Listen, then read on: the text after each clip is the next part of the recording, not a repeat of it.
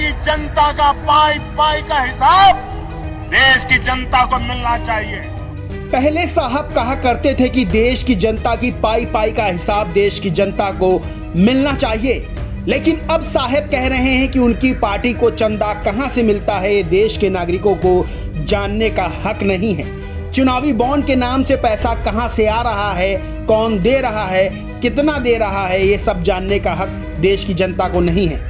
सरकार ये जरूर जानना चाहती है कि देश की जनता कहां से पैसा कमा रही है। देश की जनता चड्ढी से लेकर गड्डी तक खरीदे तो सरकार को पता हो कि जनता के पास पैसा कहां से आ रहा है, लेकिन देश की सरकार जो देश की जनता की नौकर है उसको कितना पैसा कहां से मिल रहा है देश की जनता को जानने का अधिकार बिल्कुल नहीं है। केंद्र सरकार बड़ी ढिठाई से सुप्रीम कोर्ट में कहती है कि जनता को ये जानने का अधिकार नहीं है कि चुनावी चंदे का पैसा कौन दे रहा है, लेकिन यही सरकार के मालिक पहले चिल्ला चिल्ला कर कहते थे कि देश की पाई पाई का हिसाब जनता को मिलना चाहिए। सरकार बनने के बाद अब साहब के सुर ताल सब बदल गए हैं। ये तो साफ है कि सरकार देश की जनता को गुमराह करने का काम कर रही है, वरना हमारे देश में लोकतंत्र है, कोई राजशाही नहीं जो जनता को पता ना चले कि कहां से किसको कितना पैसा मिल रहा है। इस देश में चाहे सरकार हो या कोई और संस्था, जहां जितना पैसा है सब जनता का है। जब जनता ईमानदारी से पाई पाई का हिसाब सरकार को दे रही है तो राजनीतिक दल, खास तौर से सत्ता पर काबिज बीजेपी, क्यों छिपा रही है कि उसको कहां से पैसा मिल रहा है और क्यों छिपाया जा रहा है। क्यों सुप्रीम कोर्ट में सरकार कह रही है कि चुनावी चंदे के बारे में जानना जनता का अधिकार नहीं है। चलिए खबर दिखाते हैं आपको, काफी कुछ सच पता चल जाएगा।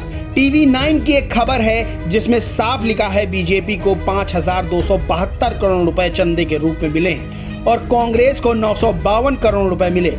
चंदे में साल 2017-18 और 21-22 के बीच 743% की उछाल आई है। इसमें अकेले बीजेपी को 57% मिला है, जबकि कांग्रेस को सिर्फ 10% चंदा मिला।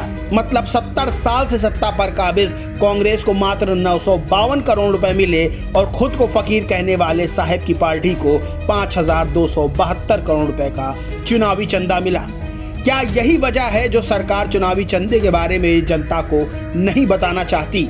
वरिष्ठ वकील प्रशांत भूषण ने मंगलवार को सुप्रीम कोर्ट में कहा कि चुनावी बॉन्ड योजना दरअसल कॉरपोरेट घरानों से रिश्वत लेने का एक तरीका है। शीर्ष अदालत के पिछले फैसलों का हवाला देते हुए भूषण ने कहा कि अगर नागरिकों को उम्मीदवारों के बारे में जानने का अधिकार है तो उन्हें निश्चित रूप से ये भी जानने का अधिकार है कि राजनीतिक दलों को कौन फंड कर रहा है। इस मामले की सुनवाई CJI DY Chandrachud, justice Sanjiv Khanna, justice BR Gavai, justice JB Pardiwala और जस्टिस मनोज मिश्रा की एक संवैधानिक पीठ कर रही है।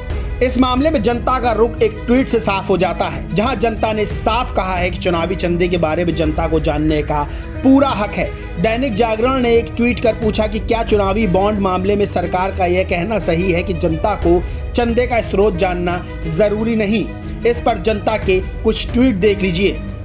पहला, जनता को जानने की जरूरत है, ये लोकतंत्र है, यहाँ पर जनता के एक पैसे का हिसाब सरकार को चाहिए तो सरकार को भी चंदे का हिसाब देना चाहिए। अगर नहीं देते तो ये देश की जनता के साथ चोरी और धोखा है। वहीं दूसरा ट्वीट है, जनता का नौकर, देश का चौकीदार, अपने आप को फकीर कहने वाला जनता मतलब मालिक को कहता है कि उसको अधिकार नहीं है, फिर कुर्सी पर किस हैसियत से बैठा है। ऐसे कई ट्वीट हैं जो बताते हैं कि चुनावी चंदे को लेकर जनता का मूड क्या है।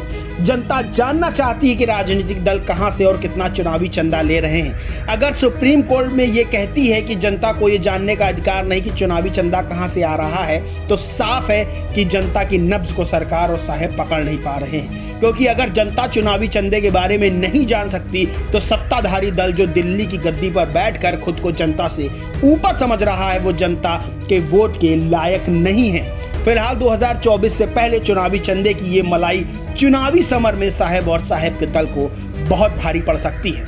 इस खबर में बस इतना ही। इस खबर के बारे में आपका क्या सोचना है कमेंट करके जरूर बताएं। वीडियो अच्छा लगा हो तो लाइक करें, शेयर करें और चैनल को सब्सक्राइब करना और बेल आइकन दबाना बिल्कुल ना भूलें।